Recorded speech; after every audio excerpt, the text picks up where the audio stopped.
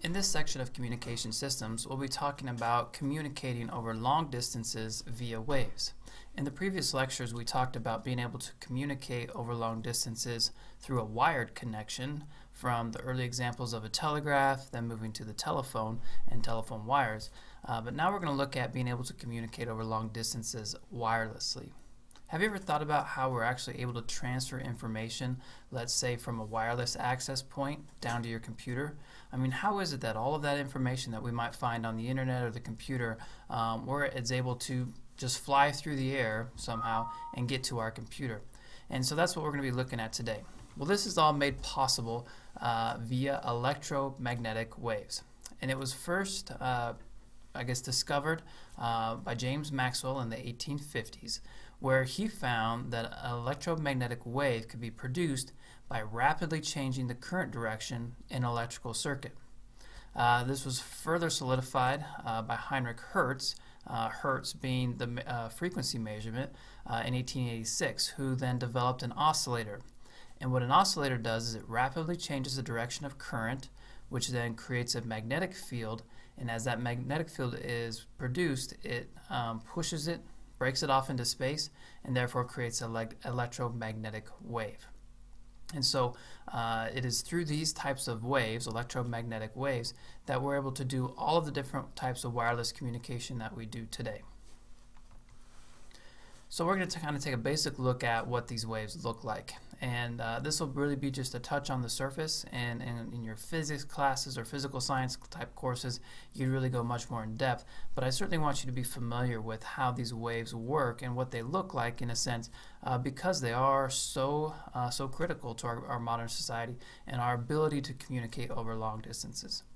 So an electromagnetic wave is produced when a magnetic field is pushed into the air, which induces an electric field in the atoms of the air. And then it's a continual action from there. So we can use an oscillating machine here, an example of an oscillator on here, which again takes current and switches it back and forth very quickly. And as that current is released, it creates an electric field in the atoms of the air, which then produces a magnetic field. And as you kind of see in the picture here, basically as one initiates, the other is a result of it. So if we start with a magnetic field, the result is electric field in the atoms of the air. Then those electric fields then produce another magnetic field, and so forth and so forth. So it's a back and forth from magnetic to electric, a continual action that goes on for quite some time. The power of this is that we were able to find that we could actually put information on these waves and send them across the air. So the magnetic waves work like a sine wave, which looks like an S and goes back and forth. And when we look at these waves, we talk about their wavelength and the wave frequency. Obviously the wavelength being the horizontal length, but then the wave frequency being the vertical component of the wave, which is the measure of how many waves are produced in 1 second, which again, as we talked about before, we measure that in hertz.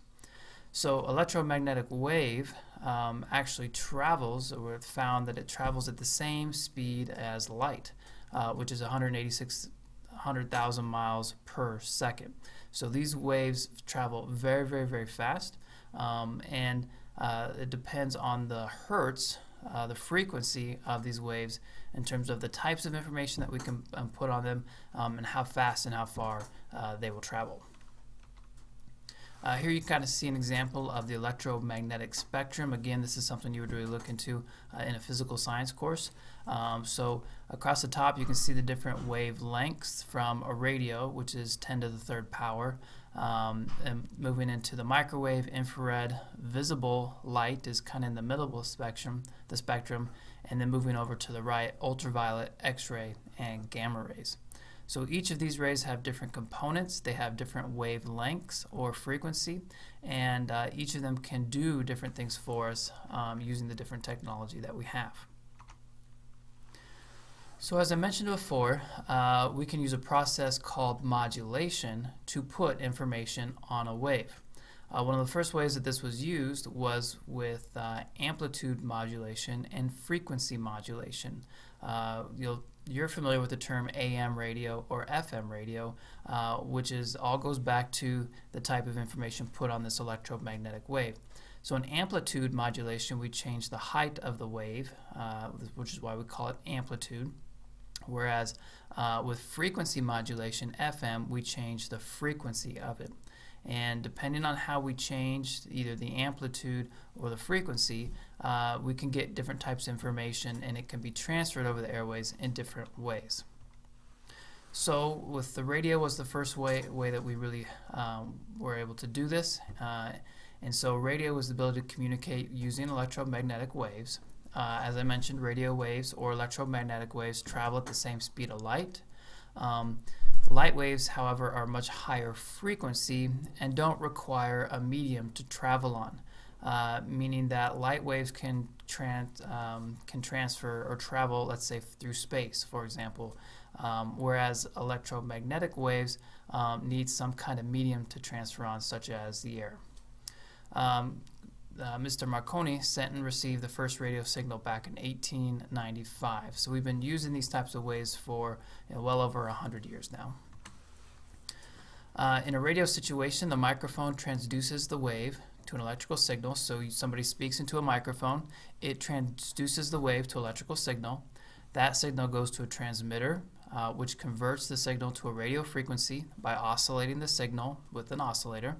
That signal is then sent out via an antenna, thus creating an electromagnetic wave that gets sent across the airways.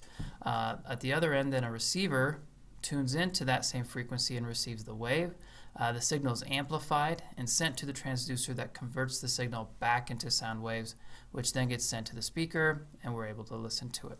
So, very similar process from the telephone. It's just instead of being sent across a copper line, a copper wire, a telephone line, it's done over the airwaves.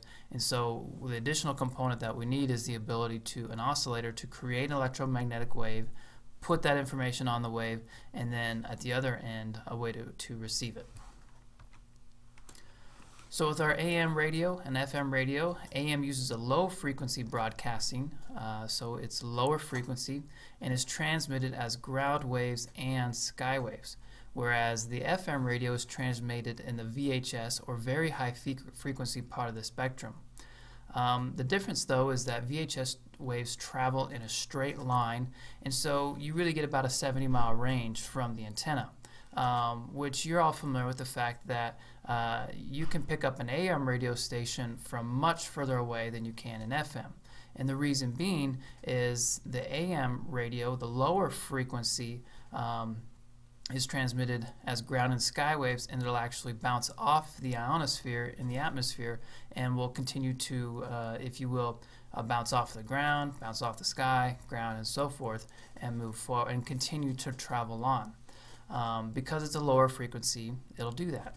Versus the FM radio waves, they won't do that because of the frequency and where they are. They don't vibrate off or continue to transmit off of the ground or the airwaves. So you get about a 70-mile radius. And so, however, the difference is, as you're familiar with, we can put more information on an FM radio wave. And so by doing the frequency modulation, we have the ability to put additional information, much more information, which is why FM radio can come in stereo, meaning two different channels. It's much higher quality and so forth versus the AM. But the AM will go much further.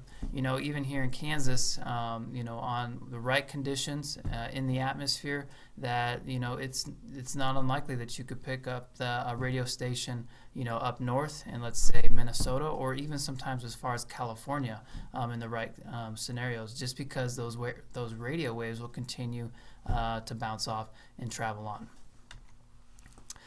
Television also uses electromagnetic waves. Again, just like with the radio, with television we're putting information on, but now not only are we putting an audio signal on, we're also putting a video signal on. And it's transmitted in the very high frequency and ultra high frequency spectrums. Channels 2 through 13 are very high, and 14 through 70 are in the ultra high. When we do television transmission, we're not just doing amplitude and frequency only. Remember, in radio, one is amplitude, one is frequency. In TV, we actually combine them both. And so the amplitude is changed to carry the picture, whereas the frequency is changed to carry the sound. There is more interference on the AM arena, on the AM channels and frequencies, which is why you think about it in the old days. If you ever picked up your television, you talked to your parents or grandparents about it, that if there was a weak signal, more than likely you would get the audio coming through, but you wouldn't get the video. And that's because the video was on that AM frequency, which has more interference, and so the video component of it might have been being blocked, but the audio could come through. Cell phones use the same technology as well, using electromagnetic waves. What we call cell phones comes because the country was divided into cell sites when cell phones were invented, and we divided into cells, and we used a MTSO, or mobile telephone switching office, to basically transfer calls. With the cell phones, we're able to transfer the signal from tower to tower. So again, it's not like an AM signal that'll go a long ways. It's more like almost like the FM, where you have about that 70-mile radius or even less, which is why we have to have so many towers established. But one of the great things about it, as you know, is you could be driving along for an hour, and maybe you might go through three different cells, but your phone call hopefully will maintain. So through the MTSOs, we're able to transfer from tower to tower to tower while still maintaining that phone conversation. As you all, there are times when we drop calls, and more than likely when we drop calls, it's likely because of a malfunction or something going wrong in that transition process. Microwaves are also part of the spectrum. They're the ultra high part of the spectrum, up to visible light. They travel by direct wave or line of sight as well, and as we talked about in the previous lecture, radar uses the microwaves, and we use this with satellites. And then to end up here, so we have all these waves going on. I mean, when you think about it, at any given point in time, you have all kinds of electromagnetic waves happening all the time. And so it's all about being able to connect. Just depending on what device you have is going to depend on what frequency you're using. So if you have a radio, you switch to AM, you could pick up that frequency. You go to FM, you pick up that frequency. If you have a computer, it has a wireless card that has a particular frequency to pick up a wireless signal. If you have a cell phone, it picks up those signals. So it's all about having the device that has the ability to connect with that frequency. But at any given point, we have all kinds of electromagnetic waves going around us at the same time. So with that being said, the FCC, or Federal Communications Commission, developed or assigned frequencies based on the bandwidth requirements of the different broadcasting technologies. And so what the FCC has done is basically identified that these different signals, these different electromagnetic waves, are going to be assigned different frequency levels. So to kind of give you an example here, you can see that the 540 to 1630 kilohertz is what AM radio is, which if you think about it, when you dial into AM, you either choose a range from 540 or to 1630. As compared to if you're on FM, as you notice over here, it's the 88 to 108 megahertz. So instead of kilohertz and the medium frequency, we're up now into the very high frequency. And as you think about it, when you dial into a radio station, it's anywhere from 88 to 108. And then we also, the TV channels, depending on the height of the channel, the lower levels go from 54 to 216, the upper levels go from 470 to 890. And then we get up into the gigahertz, which gets us into our cellular and wireless. You think about the conversation with your wireless card, it's measured in gigahertz. The cell phone conversations, 2G, 3G, 4G, well, that's talking about gigahertz. And the higher gigahertz, the more information you can put on, which is why the higher gigahertz are faster, you can transfer more data from there.